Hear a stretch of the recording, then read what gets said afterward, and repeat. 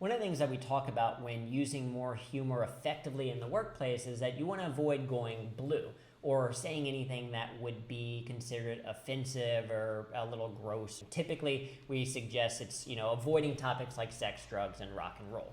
The question is, why the word blue? Well, there's one theory that I find fascinating that suggests that the terminology for this actually came back from pre-stand-up comedy days. Stand-up comedy kind of got its start really before even in the US, back in the UK in music halls. They would have these MCs that would host these music hall events, and in between the sets, they would do essentially a little bit of material. They're acting as an MC, do a little bit of comedy, getting the audience to laugh or joke a little bit more.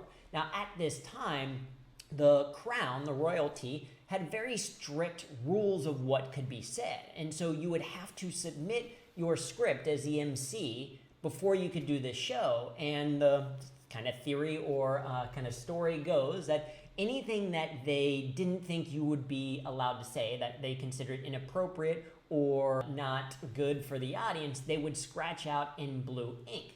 And thus, the material that was no longer fit for this type of general audience became known as blue material. If you're incorporating humor into your work, try to stick with, I don't know, maybe we'll call it green humor. I'm not entirely sure, but stay away from the blue and stick with more positive, inclusive humor.